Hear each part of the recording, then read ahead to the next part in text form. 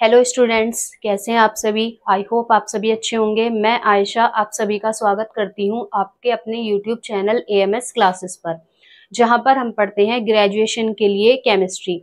And आज की class है हमारी बीएससी फर्स्ट सेमेस्टर केमिस्ट्री की, जिसकी हमारी बुक है फंडामेंटल ऑफ केमिस्ट्री। और उसमें हमारी यूनिट फर्स्ट चलेगी molecular polarity and weak chemical forces. जैसा कि मैं आपको पिछले लेक्चर्स में बता चुकी हूँ सिलेबस के बारे में, तो जिन बच्चों ने सिलेबस वाली वीडियो नहीं देखी तो वो एक बार चेक कर लीजिएगा। तो उसमें मैंने आपको सारी यूनिट्स के बारे में बताया था कि आपकी कौन कौन सी यूनिट्स है और कौन कौन सी हम पढ़ने वाले हैं। तो हमारी फर्स्ट यूनिट है molecular polarity and weak chemical forces. तो देखिए, सबसे पहले हम समझेंगे कि मोलिकुलर पोलैरिटी, भाई हमारी यूनिट है ये molecular polarity and weak chemical forces, तो हमें इसके बारे में थोड़ा सा पता होना चाहिए ना कि मोलिकुलर पोलैरिटी होती क्या है। तो मोलिकुलर पोलैरिटी, जब कोई मॉलिक्यूल है उसमें चार्ज का जो डिस्ट्रीब्यूशन होता है वो क्या होता है, अनइक्वल होता है। ठीक है, चार्ज का डिस्ट्रीब्यूशन अनइक्वल होता है, जिससे क्या होता है मॉलिक्यूल का एक सिरा जो होता है वो पॉजिटिव बनता है थोड़ा, और एक सिरा थोड़ा सा कैसा बनता है, नेगेटिव। तो ये जो नेचर होती है मॉलिक्यूल की, ये तो कहलाती है पोलर। और ये जो प्रॉपर्टी हुई किसी मॉलिक्यूल की, ये क्या कहलाती है, आपकी मोलिकुलर पोलैरिटी। और वीक केमिकल फोर्सेस यानी कि दुर्बल आकर्षण बल, जो भी हम यूज करेंगे आगे इनके बारे में भी हम पढ़ने वाले हैं। जैसे वंडरवॉल फोर्सेस होता है हमारा, वो बहुत वीक फोर्स आता है। फिर उसके बाद डाइपोल डाइपोल इंटरेक्शन, ये सारी चीजें हम पढ़ने वाले हैं आगे। तो मोलिकुलर पोलैरिटी का समझ आ गया, इस हिंदी में इसको बोलते हैं आणविक ध्रुवीयता। तो इसमें हमारा जो टॉपिक है वो है रेजोनेंस। क्या? रेजोनेंस। इसमें जो हमारा फर्स्ट टॉपिक है वो है रेजोनेंस। रेजोनेंस क्या होता है ये पढ़ेंगे हम उसके लिए, और उसमें क्या पढ़ेंगे कि रेजोनेंस की क्या कंडीशन होती है। हिंदी में इसको बोलते हैं रेजोनेंस को अनुनाद। रेजोनेंस क्या होता है, इसके लिए क्या क्या कंडीशंस होती हैं, और रेजोनेंस एनर्जी क्या होती है, ये सारी चीजें हम आज पढ़ने वाले हैं इस टॉपिक में। ठीक है, तो रेजोनेंस समझिए, अनुनाद क्या होता है। जब कोई भी कंपाउंड, किसी कंपाउंड को हम एक स्ट्रक्चर से उसकी सारी प्रॉपर्टीज को नहीं दिखा सकते, तो हमें क्या करनी पड़ती है, उसकी बहुत सारी स्ट्रक्चर ड्रॉ करनी पड़ती है। तो यही चीज क्या कहलाती है, आपकी रेजोनेंस कहलाती है। जो हम किसी मॉलिक्यूल को एक स्ट्रक्चर से रिप्रेजेंट ना करके बहुत सारी स्ट्रक्चर से रिप्रेजेंट करते हैं, तो उसको बोलते हैं हम रेजोनेंस। और उसके लिए ये जो स्ट्रक्चर्स बनाई जाती है रिप्रेजेंटेशन के लिए, ये जो बहुत सारी स्ट्रक्चर्स बनाई जाती हैं, इन्हीं को बोलते हैं हम कैनोनिकल स्ट्रक्चर या फिर रेजोनेटिंग स्ट्रक्चर। और ये जो स्ट्रक्चर होती है ये क्या होती है, हाइपोथेटिकल होती है, काल्पनिक होती है, हाइपोथेटिकल। ये किसी भी कंपाउंड की क्या नहीं होती, रियल स्ट्रक्चर नहीं होती, ये केवल हाइपोथेटिकल स्ट्रक्चर्स होती हैं। ठीक है, तो इसकी एक बार हम थ्योरी देख लेते हैं। ठीक है, तो एक बार हम इसकी थ्योरी के साथ समझ लेते हैं कि रेजोनेंस के बारे में क्या क्या है। ठीक है, तो देखिए, resonance, the phenomena in which the same compound is represented with the help of different structure is called resonance। वह फिनोमिना जिसमें एक सेम कंपाउंड को हम रिप्रेजेंट करते हैं with the help of different structure, बहुत सारी संरचनाओं के साथ, वो क्या कहलाता है तुम्हारा, रेजोनेंस। बिकॉज, क्योंकि the properties of a compound, क्योंकि किसी यौगिक की जो गुण होते हैं can not be explain with the help of a single structure. एक सिंगल स्ट्रक्चर से हम किसी यौगिक की सारी प्रॉपर्टीज को क्या नहीं कर सकते, डिफाइन या एक्सप्लेन नहीं कर सकते। We represent with the help of a different structure, इसलिए उनको समझाने के लिए हमें बहुत सारी स्ट्रक्चर क्या करनी पड़ती है, रिप्रेजेंट करनी पड़ती है। दीज स्ट्रक्चर्स आर कॉल्ड, इन सारी स्ट्रक्चर्स को हम क्या बोलते हैं, रेजोनेटिंग स्ट्रक्चर्स या फिर कैनोनिकल स्ट्रक्चर्स। तो देखिए इसका एग्जांपल, ये है हमारे पास बेंजीन की स्ट्रक्चर। बेंजीन में क्या होता है, ये तीनों पाई बॉन्ड है आपके, ये क्या होते हैं, ये डिलोकलाइज करते हैं। डिलोकलाइजेशन का मतलब कि जब पाई बॉन्ड या इलेक्ट्रॉन या फिर लोन पेयर या फिर चार्ज, ये सारी चीजें जब क्या करें, रिंग में पूरी तरीके से क्या करें, मूवमेंट करें, तो उस कंडीशन को हम क्या बोलते हैं, डिलोकलाइजेशन। के चार्ज का पूरी रिंग में फैल जाना क्या कहलाता है, आपका डिलोकलाइजेशन। या फिर इसी तरीके से इलेक्ट्रॉन का या फिर लोन पेयर्स का, तो ये क्या कहलाता है, आपका डिलोकलाइजेशन। तो इसमें क्या होता है, रेजोनेंस में पाई इलेक्ट्रॉन या तो पाई बॉन्ड या फिर इलेक्ट्रॉन या फिर आपके लोन पेयर, इन सबका क्या, या फिर चार्ज, इन सबका क्या होता है, डिलोकलाइजेशन। तो क्या हुआ यहाँ पर, ये वाला बॉन्ड तो इधर चला गया, ये वाला बॉन्ड इधर आ गया और ये वाला बॉन्ड इधर। अब जो हमने उसकी स्ट्रक्चर देखी वो इस तरीके की हुई। कैसे, ये वाला जो बॉन्ड था ये तो आ गया इधर, और ये वाला जो बॉन्ड था ये आ गया इधर, और ये वाला जो बॉन्ड था ये आ गया इधर। तो यहाँ पर इसकी स्ट्रक्चर कुछ इस तरीके से बनती है। ठीक, एक स्ट्रक्चर इसकी अब क्या होगी, देखो अब हम देख रहे हैं कि ये जो तीनों बॉन्ड थे ये पूरी तरीके से रिंग में क्या हो रहे हैं, सर्कुलेट या फिर डिलोकलाइज्ड हो रहे हैं, जिससे इनकी जो पोजीशन है वो कभी इधर कभी इधर कभी इधर इस तरीके से पूरी रिंग में हो रही है। तो एक स्ट्रक्चर हम इसकी ये वाली ड्रॉ कर देते हैं, फाइनल स्ट्रक्चर इसकी इस तरीके से हम एक स्ट्रक्चर हाइपोथेटिकल स्ट्रक्चर इसकी बना देते हैं ये। फिर लास्ट स्ट्रक्चर इसकी क्या बनती है, ये वाली, ये इस तरीके से कि जो बॉन्ड थे पाई बॉन्ड के जो इलेक्ट्रॉन थे वो क्या हो रहे थे, पूरी रिंग में सर्कुलेशन कर रहे थे या फिर डिलोकलाइज्ड हो रहे थे, घूम रहे थे फ्रीली। तो फाइनल स्ट्रक्चर बेंजीन की ये बन जाती है। ये जो स्ट्रक्चर्स हुई, ये स्ट्रक्चर्स इसकी क्या कहलाएंगी, रेजोनेटिंग स्ट्रक्चर या फिर कैनोनिकल स्ट्रक्चर। रेजोनेंस बैंड, ये जो लास्ट स्ट्रक्चर होती है ये इसकी रियल स्ट्रक्चर होती है, इसको रेजोनेंस हाइब्रिड बोलते हैं, जो कि इन सब का क्या होता है, एक मिला जुला रूप होता है जिसे हम रेजोनेंस हाइब्रिड बोल देते हैं। ठीक है, तो एक बार इस सारी थ्योरी का स्क्रीनशॉट ले लीजिए आप।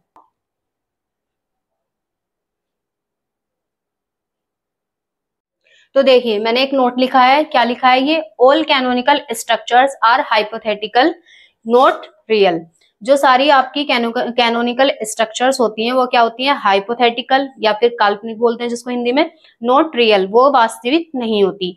ठीक है, फिर इसके बाद हम पढ़ेंगे कंडीशंस, रेजोनेंस के लिए क्या क्या कंडीशंस हैं। ठीक है, तो समझते हैं जो इसके लिए है पहली कंडीशन, फर्स्ट कंडीशन इसकी ये है कि किसी भी रेजोनेटिंग स्ट्रक्चर्स में जो एटम की पोजीशन होती है वो हमेशा क्या होती है, फिक्स होती है।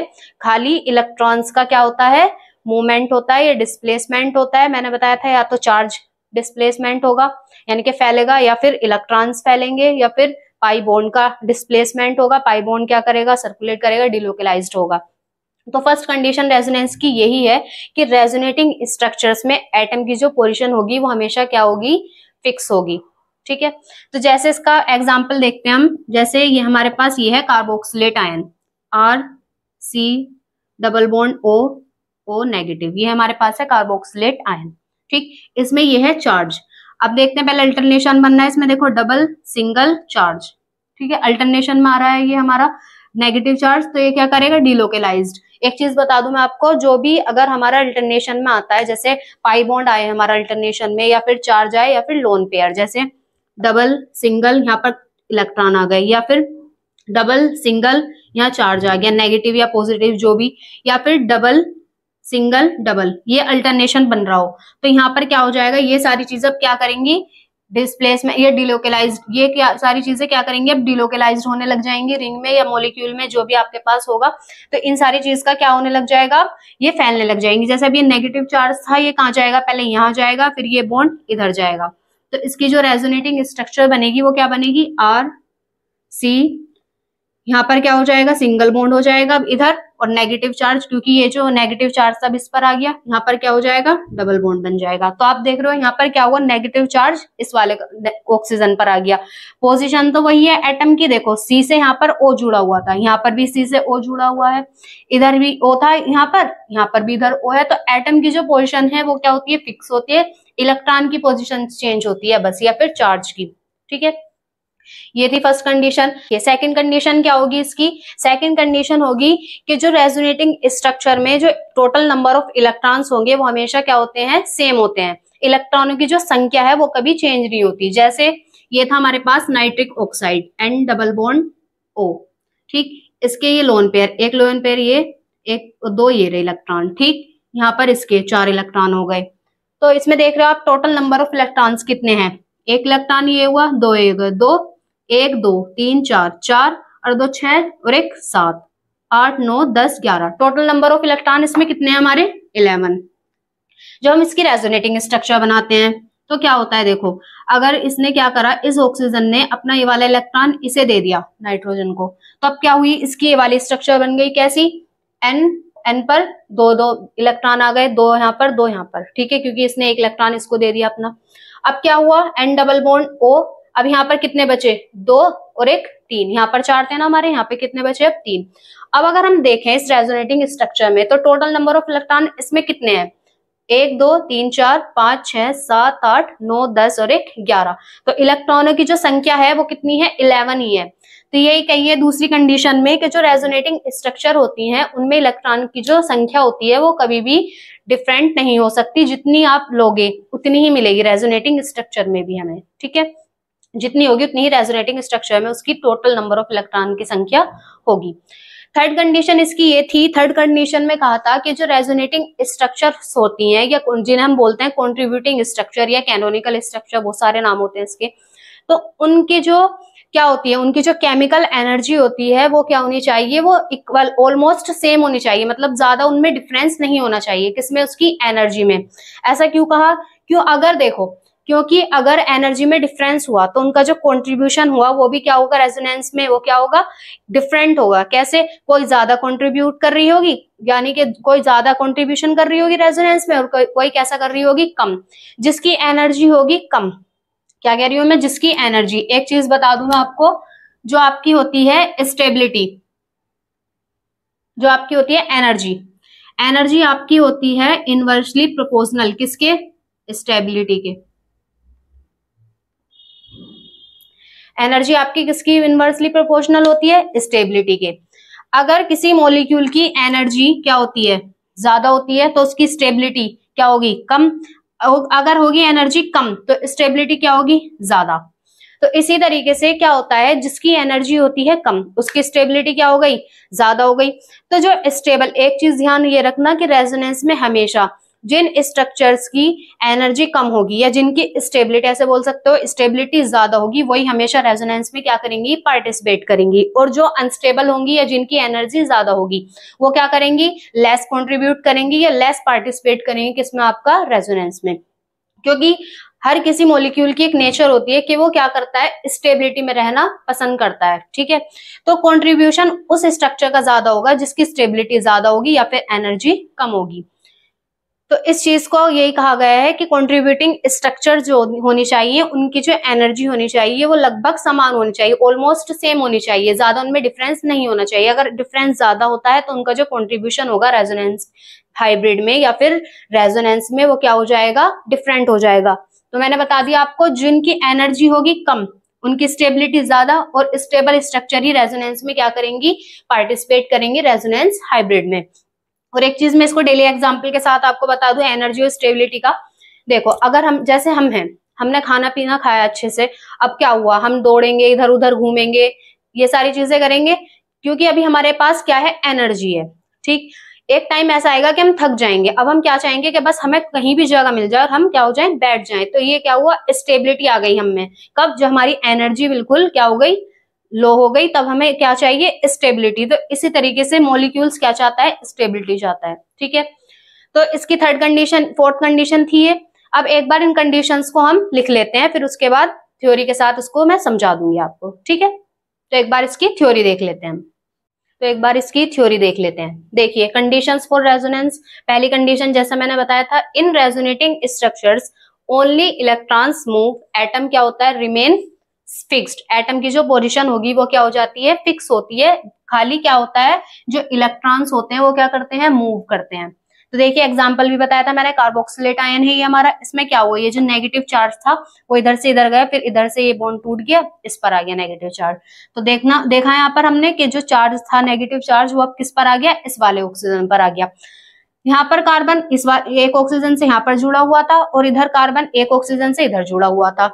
ऑक्सीजन यहाँ पर भी जुड़ा हुआ है कार्बन के साथ, और यहाँ पर भी ऐसे ही जुड़ा हुआ है। बस खाली क्या हुआ, जो नेगेटिव चार्ज था वो क्या हुआ, उसकी जो पोजीशन थी वो क्या हो गई, चेंज हो गई। ये इलेक्ट्रॉन्स हमारे क्या हो गए, चेंज हो गए, इलेक्ट्रॉन की पोजीशन।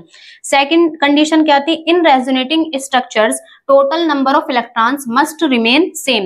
रेजोनेटिंग स्ट्रक्चर्स में जो टोटल नंबर ऑफ इलेक्ट्रॉन्स, कुल इलेक्ट्रॉनों की जो संख्या होती है वो हमेशा क्या होती है, सेम होती है। जितने हमारे पास इलेक्ट्रॉन होंगे उतने ही हमें रेजोनेटिंग स्ट्रक्चर में वो दिखाई देंगे।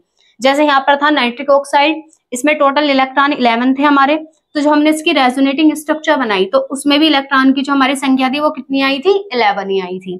थर्ड कंडीशन क्या थी? The contributing structures must have almost same chemical energy. जो कॉन्ट्रीब्यूटिंग स्ट्रक्चर्स होती हैं या जो रेजोनेटिंग स्ट्रक्चर्स होती हैं, उनकी जो केमिकल एनर्जी होनी चाहिए वो हमेशा क्या होनी चाहिए? ऑलमोस्ट सेम होनी चाहिए। उनकी केमिकल एनर्जी में ज्यादा डिफरेंस नहीं होना चाहिए।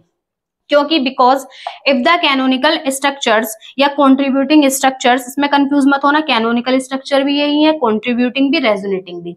तो इस because if the canonical structures have very different energies, अगर उनकी एनर्जी बहुत ज्यादा क्या है? डिफरेंट है, अलग है, तो उनका जो कॉन्ट्रीब्यूशन होगा, their contribution will not be equal, तो उनका जो कॉन्ट्रीब्यूशन होगा वो भी इक्वल नहीं होगा कि भाई कोई ज्यादा एग्जिस्ट करेगी या कोई ज्यादा कॉन्ट्रीब्यूट करेगी रेजोनेंस हाइब्रिड में, और कोई कैसा करेगी? कम करेगी। तो इसके लिए एक बार इसका स्क्रीनशॉट ले लीजिए। इसके लिए एक आपका एग्जाम्पल दिया हुआ है बुक में, वो मैं आपको समझा देती हूँ। इसका एक बार आप स्क्रीनशॉट ले लीजिए।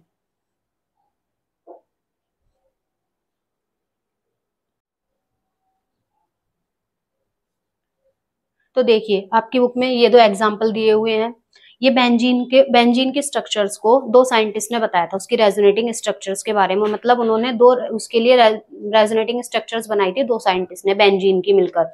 उन्होंने अपने अपने सजेशन दिए थे कि भाई रेजोनेंस जो बेंजीन की रियल स्ट्रक्चर बनती है वो इन स्ट्रक्चर्स के कंट्रीब्यूशन से बनती है। तो कैकुले ने अलग स्ट्रक्चर दी थी, दीवार साइंटिस्ट थे, उन्होंने अपनी स्ट्रक्चर अलग दी थी। तो देखिए जो कैकुले स्ट्रक्चर थी उसमें क्या था? ये दो स्ट्रक्चर्स थी वो, और जो दीवार स्ट्रक्चर थी वो ये थी, ठीक है। तो इसमें जो कॉन्ट्रीब्यूशन रेजोनेंस हाइब्रिड में जो कंट्रीब्यूशन होता है किसका? बेंजीन के रेजोनेंस हाइब्रिड में किसका कंट्रीब्यूशन ज्यादा होता है? यहाँ पर वो होता है कैकुले स्ट्रक्चर्स का। कैकुले स्ट्रक्चर का जो कंट्रीब्यूशन होगा रेजोनेंस हाइब्रिड में किसके? बेंजीन के, वो ज्यादा होता है। क्यों होता है इसको समझो। क्योंकि देखो जो कैकुले स्ट्रक्चर होती है उसमें क्या होता है? पाई इलेक्ट्रॉन जो होते हैं, ये पाई बॉन्ड होते हैं, इनके जो इलेक्ट्रॉन्स होते हैं वो क्या कर रहे हैं? देखो डिलोकेलाइज। यहाँ पर ये वाला जो पाई बॉन्ड था ये कहाँ आ रहा है? इधर आ रहा है। और यहाँ पर ये वाला जो पाई बॉन्ड था ये कहाँ गया? इस वाले स्ट्रक्चर में इधर। और ये वाला जो पाई बॉन्ड था ये इधर आ गया। तो अलग ही पता चल रहा है कि पाई बॉन्ड के जो इलेक्ट्रॉन्स है उनका क्या हो रहा है यहाँ पर? डिलोकेलाइजेशन। तो क्या हुआ? डिलोकेलाइजेशन हुआ। डिलोकेलाइजेशन होने से क्या होगा कि जो इलेक्ट्रॉन होंगे वो क्या हो जाएंगे? पूरी रिंग में क्या हो जाएंगे? फैल जाएंगे। तो देखो डिलोकेलाइजेशन हुआ, इसमें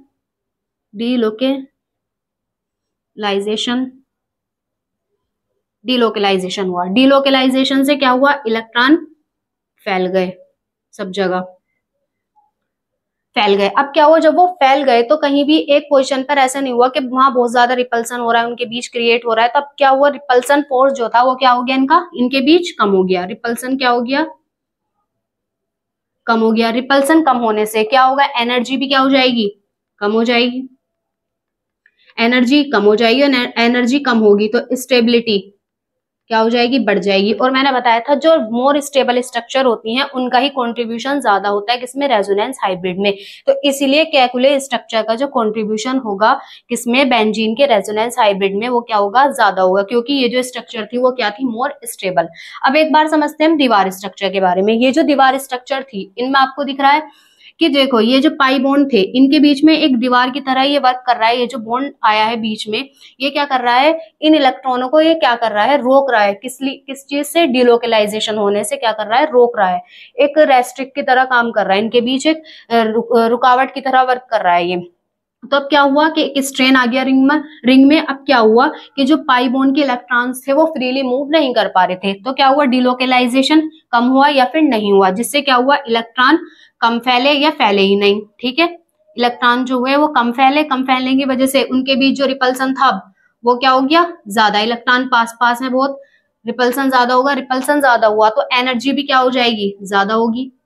एनर्जी ज्यादा होगी और एनर्जी ज्यादा होगी तो मैंने बताया था स्टेबिलिटी क्या हो जाएगी? कम। स्टेबिलिटी क्या हो जाएगी? कम।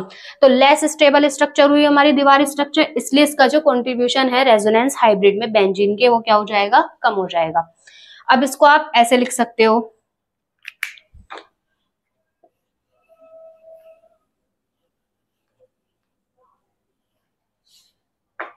यहां पर लिख सकते हो आप जो कैकुले स्ट्रक्चर है इसका क्या होगा? मोर कंट्रीब्यूशन इन किसमें? रेजोनेंस हाइब्रिड में। रेजोनेंस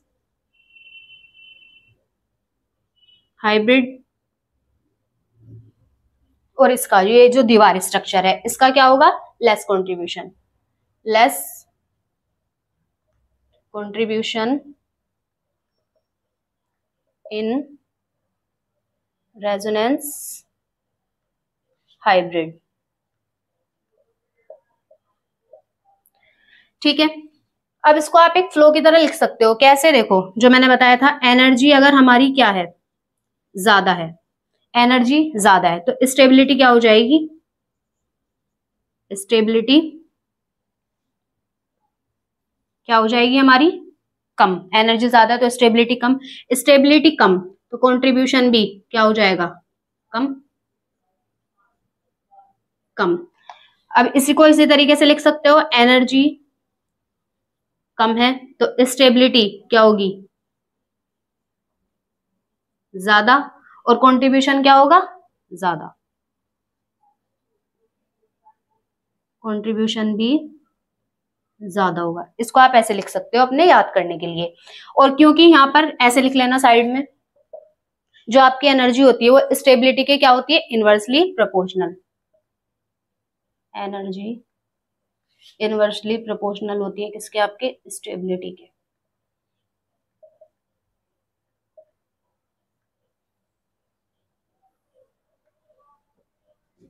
ठीक है, तो इस एक बार इसको आप नोट कर लीजिए, फिर आगे हम नेक्स्ट इसकी कंडीशन देखते हैं।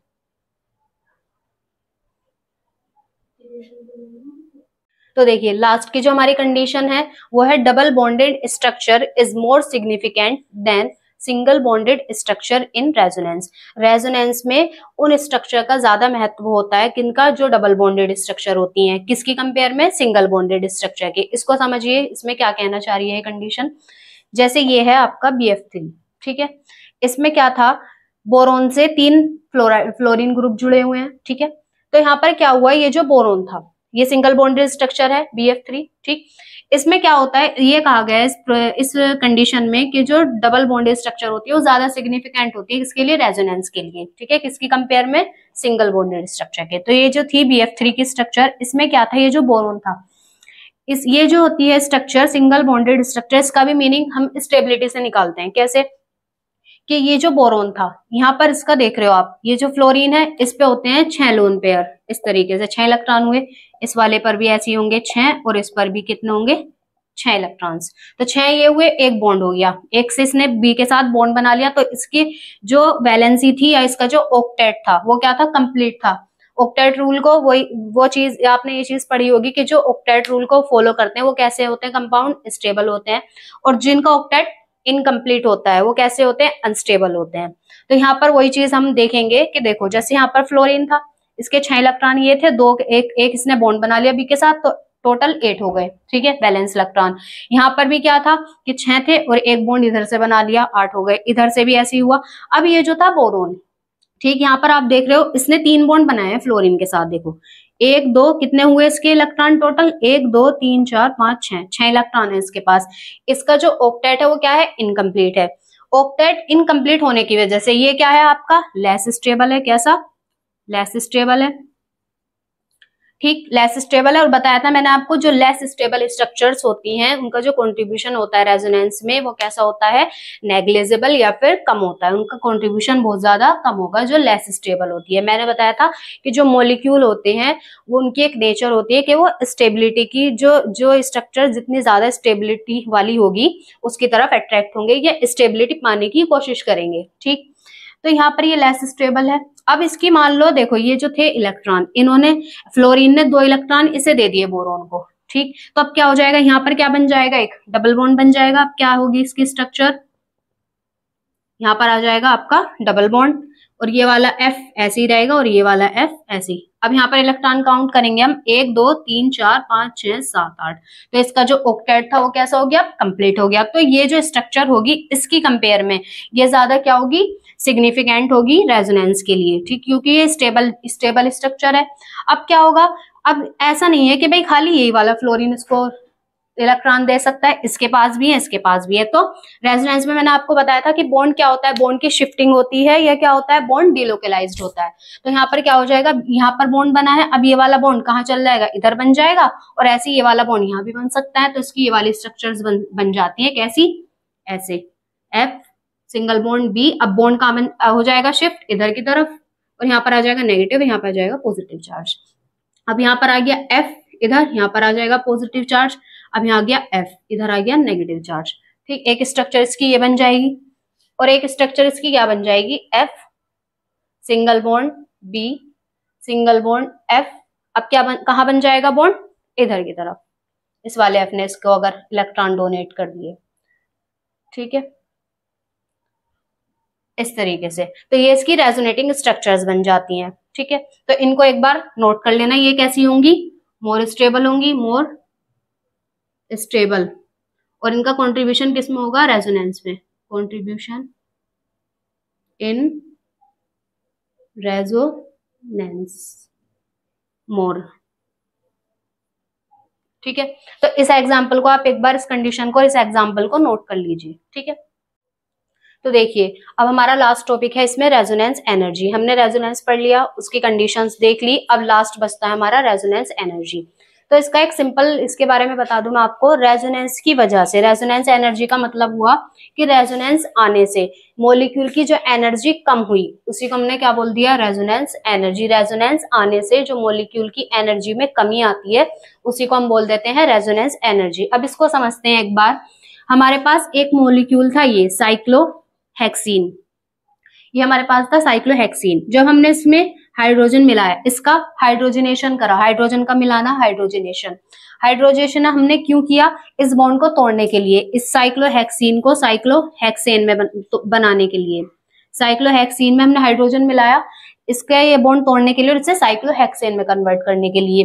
तब जो हीट रिलीज हुई उसे बोलते हैं हम हीट ऑफ हाइड्रोजनेशन, और वो हीट होती है आपकी, देखो वो हीट होती है आपकी, ये बन गया हमारा क्या, साइक्लोहेक्सेन। वो हीट होती है हमारी 28.6 किलो कैलोरी पर मोल। ठीक है, ये हीट होती है हमारी 28.6 किलो कैलोरी पर मोल। फिर इसी तरीके से हमने साइक्लोहेक्स डाइईन, हमारे पास एक कंपाउंड था साइक्लोहेक्स डाइईन, इसमें 2 डबल बॉन्ड थे इसलिए इसे डाइईन बोल दिया हमने।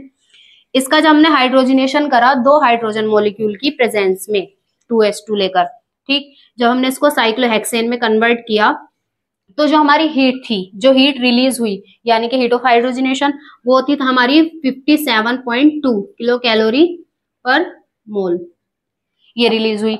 इसी तरीके से सेम अगर हमने मान लिया साइक्लोहेक्स ट्राइईन था हमारे पास,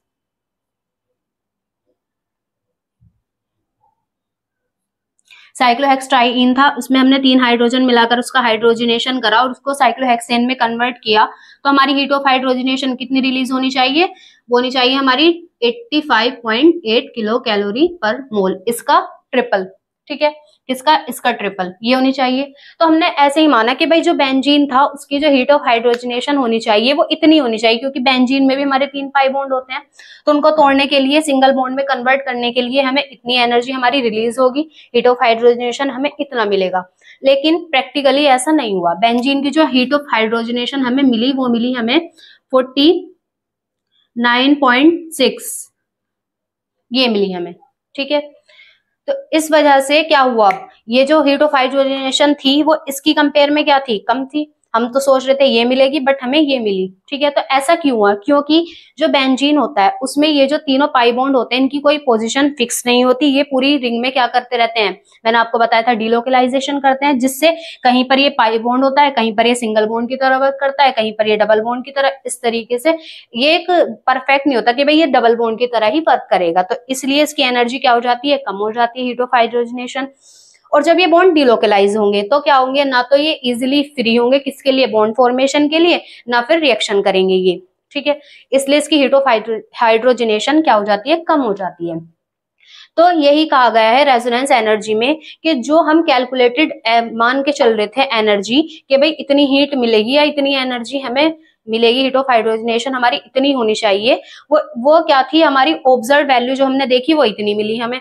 तो इनके बीच का जो डिफरेंस था यही हमारा क्या कहलाता है, रेजोनेंस एनर्जी, के कैलकुलेटेड एनर्जी और ऑब्जर्व एनर्जी, जो हमारी ये थी कैलकुलेटेड एनर्जी और ऑब्जर्व एनर्जी, इन दोनों के बीच का जो डिफरेंस होता है वही कहलाता है हमारा रेजोनेंस एनर्जी। और बेंजीन की जो रेजोनेंस एनर्जी होती है वो होती है 36 किलो कैलोरी पर मोल, ये होगी। ठीक है, तो एक बार हम इसकी थ्योरी देख लेते हैं। रेजोनेंस एनर्जी क्या कह रही है इसमें, because resonance arises in a molecule due to delocalisation of pi electrons. Resonance, किसी भी मॉलिक्यूल में रेजोनेंस कब आता है, जब पाई इलेक्ट्रॉन्स का डिलोकलाइजेशन होता है। ठीक है, डिलोकलाइजेशन ऑफ पाई इलेक्ट्रॉन के डिलोकलाइजेशन से decreases energy of molecule, molecule की जो एनर्जी होती है वो क्या हो जाती है, कम हो जाती है। The difference in energy between, ये जो डिफरेंस होता है किसका, एनर्जी का, between calculated value and observe value. मैंने बताया था अभी कैलकुलेटेड वैल्यू जो भाई हम मान के चल रहे थे कि हमारी इतनी आएगी, अब क्या हुआ, एंड ऑब्जर्व वैल्यू जो हमने थ्योरेटिकल प्रैक्टिकली देखा तो वो एनर्जी क्या थी हमारी, कम थी। इसी को हमने, इस डिफरेंस को ही हमने क्या बोल दिया था उसका resonance energy. Due to decrease in energy, energy के कम होने के कारण स्टेबिलिटी जो होती है मॉलिक्यूल की वो क्या हो जाती है, बढ़ जाती है, बताया था मैंने। Stability of molecule increase in the same ratio, जिस रेशियो में हमारी एनर्जी कम होगी उसी रेशियो में हमारी स्टेबिलिटी क्या हो जाती है, बढ़ जाती है, उसी अनुपात में बढ़ जाती है। जैसे for example resonance energy of benzene, benzene molecule की जो रेजोनेंस एनर्जी होती है वो कितनी होती है, 36 किलो कैलोरी पर मोल। इट वेरीफाइज, ये सत्यापित करता है, that benzene is extra stable due to resonance, resonance के कारण बेंजीन क्या हो जाता है, एक्स्ट्रा स्टेबल हो जाता है। बिकॉज, क्योंकि pi bonds in benzene ring, benzene में जो पाई बॉन्ड्स होते हैं या पाई बॉन्ड के जो इलेक्ट्रॉन्स होते हैं बेंजीन रिंग में वो क्या करते हैं, डिलोकलाइज करते हैं, are delocalised and not freely available for bond formation या फिर रिएक्शन, और वो फ्रीली अवेलेबल नहीं होते किसी भी बॉन्ड फॉर्मेशन के लिए या फिर रिएक्शन में पार्टिसिपेट करने के लिए। ठीक है, तो यहाँ पर ये हमारा टॉपिक कंप्लीट हो गया। आज की क्लास में हमने क्या क्या चीजें पढ़ी एक बार मैं आपको बता देती हूँ। हमने पहले पोलैरिटी को समझा कि मॉलिक्यूलर पोलैरिटी क्या होती है, ये बात समझाई मैंने आपको। फिर हमने पढ़ा इसमें रेजोनेंस, जो हमारा टॉपिक था, रेजोनेंस की कंडीशंस क्या होती हैं, रेजोनेंस एनर्जी। ठीक है, तो ये टॉपिक हमारा हो गया कंप्लीट। तो वीडियो आपको अच्छी लगी हो तो वीडियो को लाइक करें, कमेंट करें और शेयर करें अपने फ्रेंड्स के साथ, और चैनल को सब्सक्राइब कीजिए। मिलते हैं नेक्स्ट वीडियो में। Thanks for watching me.